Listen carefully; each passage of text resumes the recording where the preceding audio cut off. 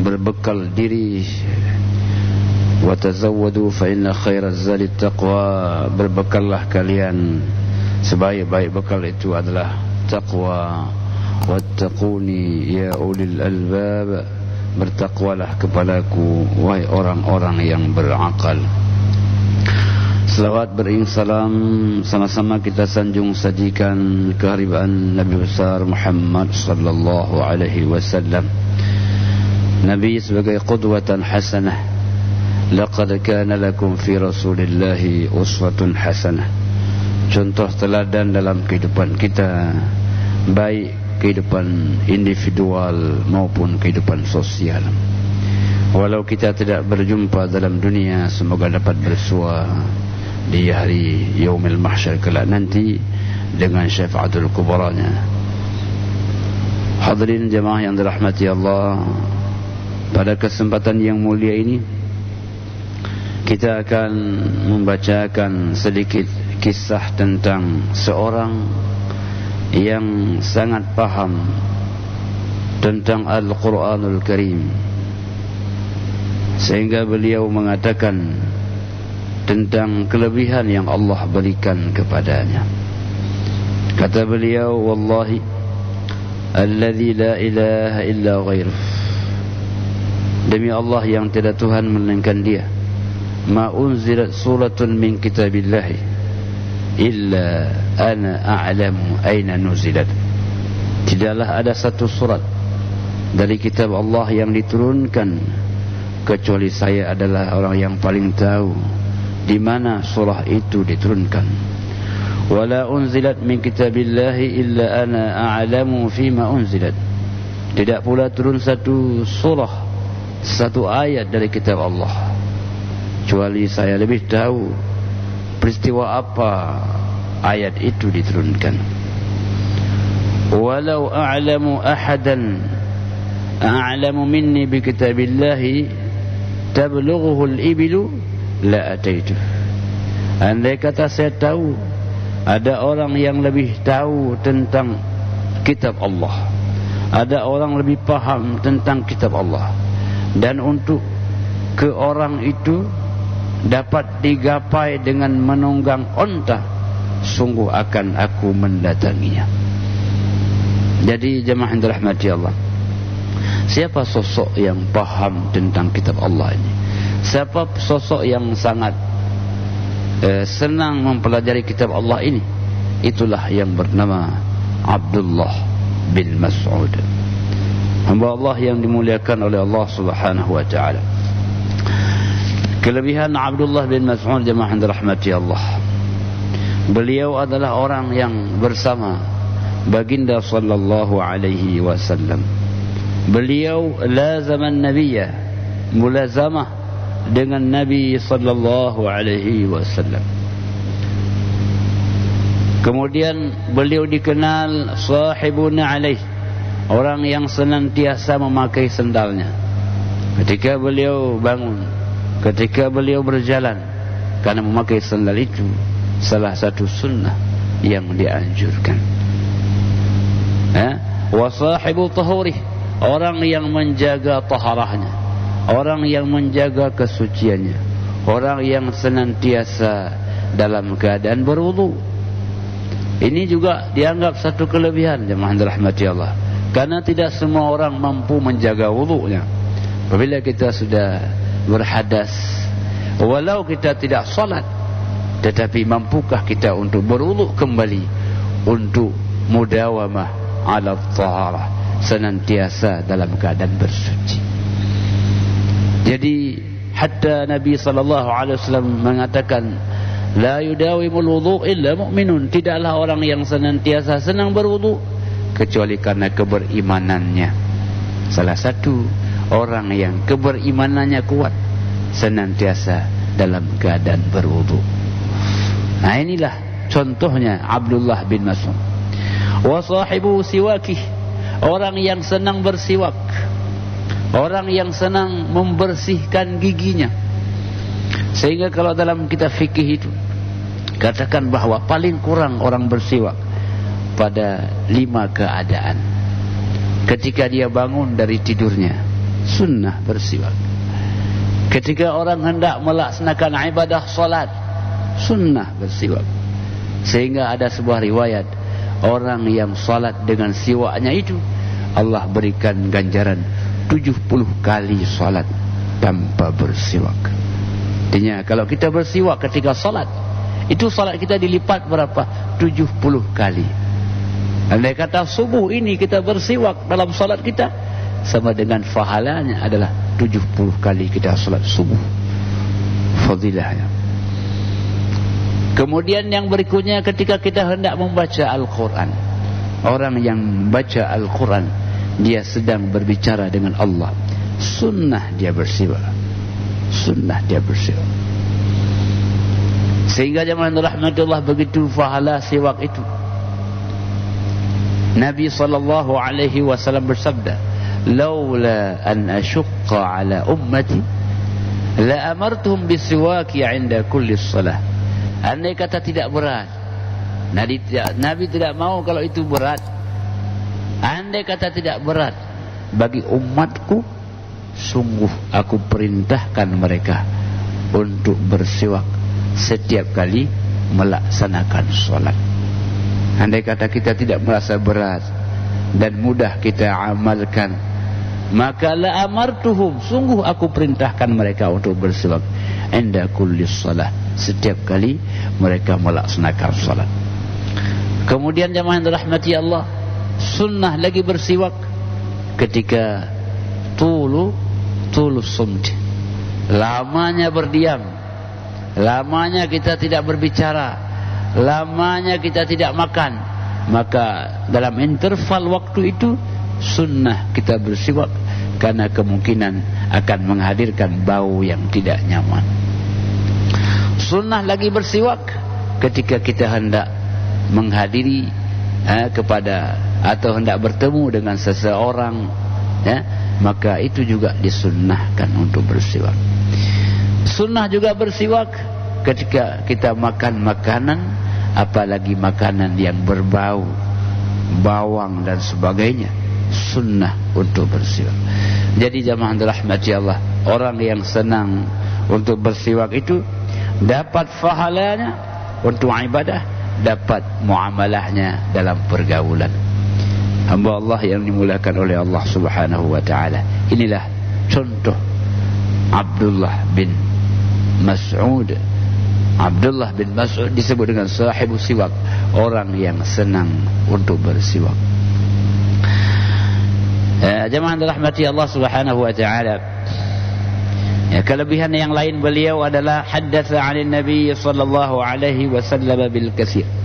Orang yang banyak meriwayatkan hadis dari Nabi sallallahu alaihi wasallam, karena beliau sering bersama baginda sallallahu alaihi wasallam, sering melihat bagaimana perbuatan Nabi, sering mendengar apa ucapan Nabi, sehingga beliau adalah orang yang banyak meriwayatkan hadis dari Nabi sallallahu alaihi wasallam.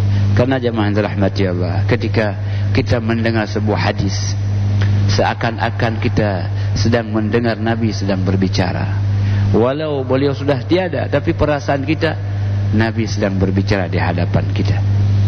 Maka itulah jemaah rahmati Allah, Imam Malik radhiyallahu anhu, Malik bin Anas, beliau senang menyampaikan hadis Nabi sallallahu alaihi wasallam. Beliau senang berada di kota Madinah, di Masjid Nabawi, Masjid Nabi sallallahu alaihi wasallam. Beliau terngiang-ngiang seakan-akan Nabi ada bersamanya. Jadi ini kelebihan Abdullah bin Mas'ud radhiyallahu anhu, sehingga dikatakan,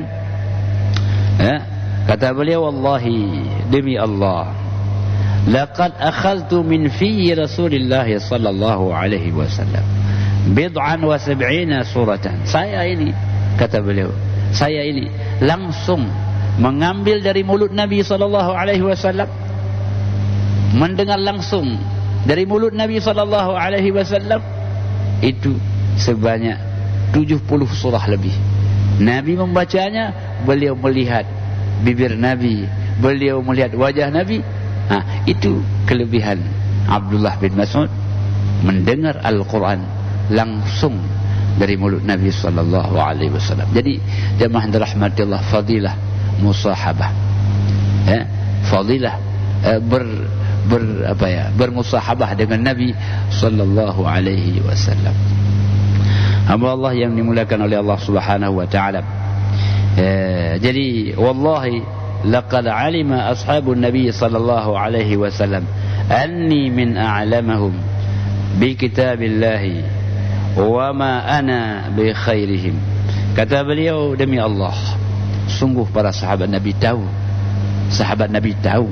bahwa saya ini adalah orang yang paling paham tentang kitab Allah, walau bukanlah saya orang terbaik di antara mereka. Jadi ini tawadhu' beliau, walau saya bukan terbaik di antara mereka, tapi mereka tahu saya ini orang yang paling tahu tentang kitab Allah Subhanahu wa taala. Luar biasa jemaah dirahmati Allah Abdullah bin Mas'ud. Karena beliau dalam hidupnya itu menghabiskan waktunya bersama baginda sallallahu alaihi wasallam. Memang tentu ini suatu kelebihan yang diperoleh oleh para sahabat Nabi sallallahu alaihi wasallam. Hamba Allah, kemudian dalam hadis-hadis yang lain dijelaskan bagaimana kedekatan Abdullah bin Mas'ud dengan baginda sallallahu alaihi wasallam. Disebutkan dalam Sahih Bukhari dan Muslim, hadis Abu Musa Al-Asy'ari radhiyallahu anhu. Kata beliau, qadimtu ana wa akhi min al-Yaman. Saya pernah dengan saudara saya berangkat dari kota Yaman. Famakasna hinan, kami sebentar tinggal di dekat dengan rumah Nabi sallallahu alaihi wasallam. Wa ma nara Ibnu Mas'ud wa ummuhu illa min ahli baiti Rasulullah sallallahu alaihi wasallam. Tidaklah kami melihat Abdullah bin Mas'ud dan ibundanya melainkan termasuk keluarga Nabi sallallahu alaihi wasallam. Kenapa disebut keluarga Nabi?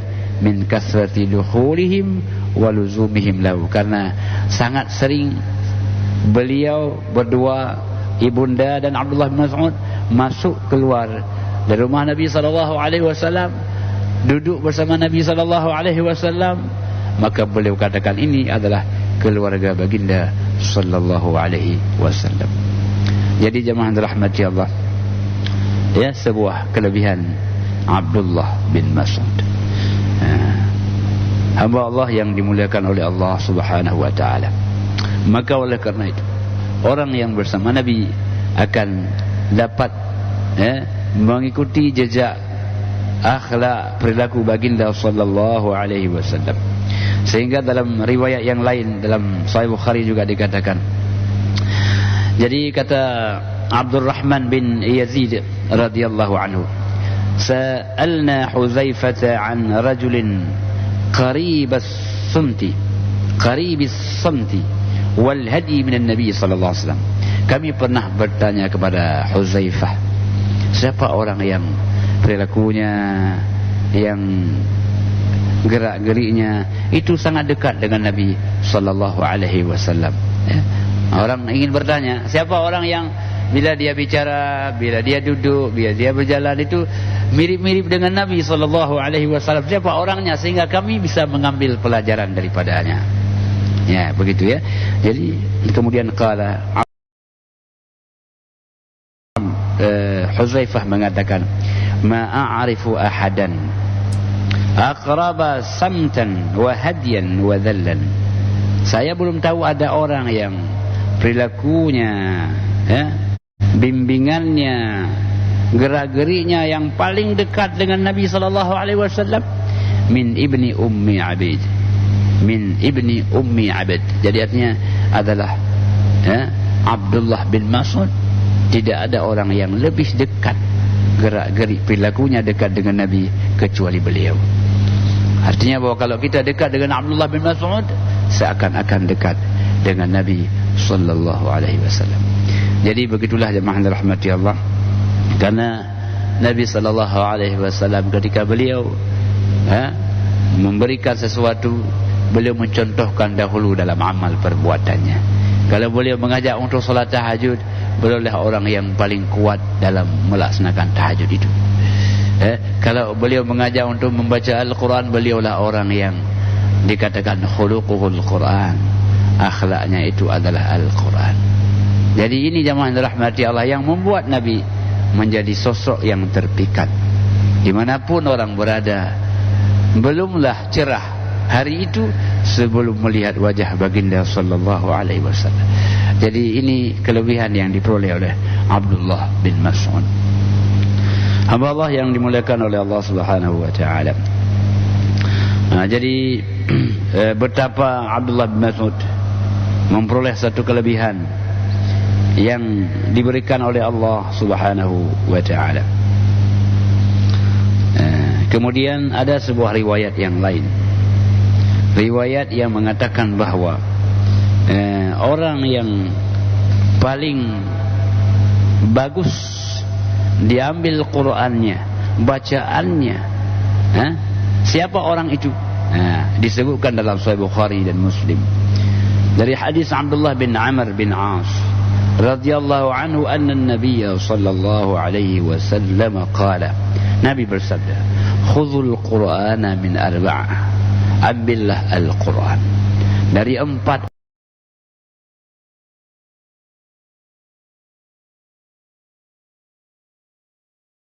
mereka, min ibni ummi abad,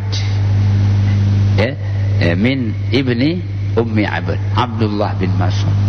Nabi telah memberikan sebuah pengakuan akan kelebihan beliau, Abdullah bin Mas'ud.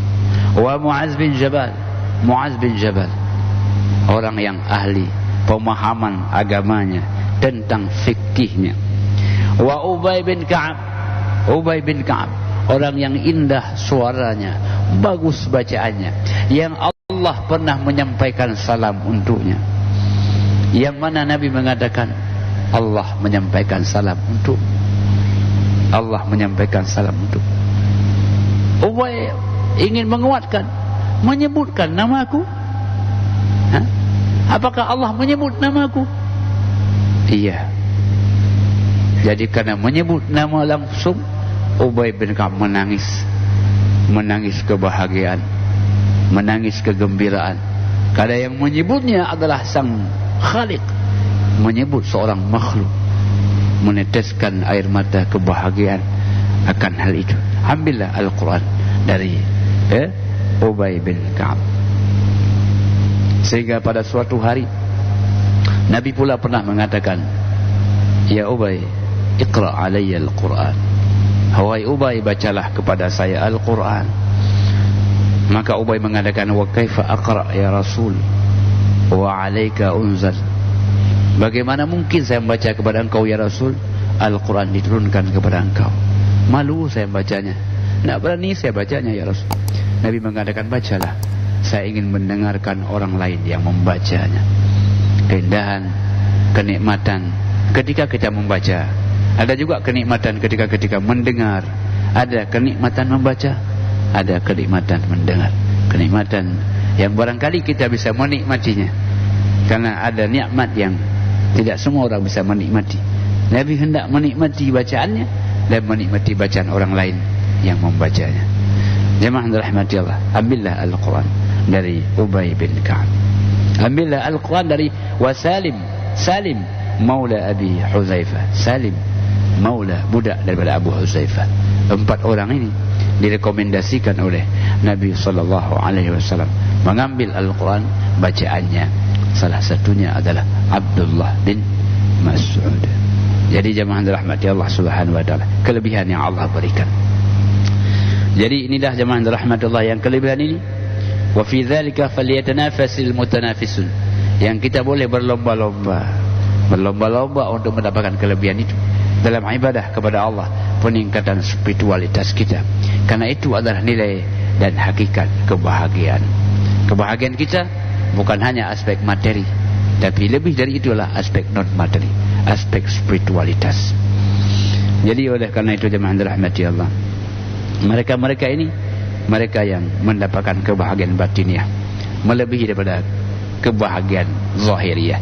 Jadi batiniah ini adalah kebahagiaan yang tidak bisa terungkap dengan kata-kata, tetapi dia hanya dapat dirasa oleh orang yang dapat merasakannya. Allah yang dimuliakan oleh Allah Subhanahu wa taala, semoga kita termasuk orang-orang yang dapat menguatkan spiritualitas kita lewat ibadah-ibadah kita, sehingga Nabi sallallahu alaihi wasallam mengatakan dalam sebuah hadis, as-salatu mi'raju ummati. Salat itu adalah aspek mi'rajnya, penguatan dan peningkatan spiritualitas umatku. Jadi dengan salat, baca Al-Quran, berzikir kepada Allah Subhanahu wa taala, semakin kita merasa hakikat daripada kebahagiaan itu yang hanya dapat kita rasa dengan hati kita walaupun tak terungkap dengan kata-kata. Hadanallahu wa iyyakum ajma'in. Wassalamualaikum warahmatullahi wabarakatuh.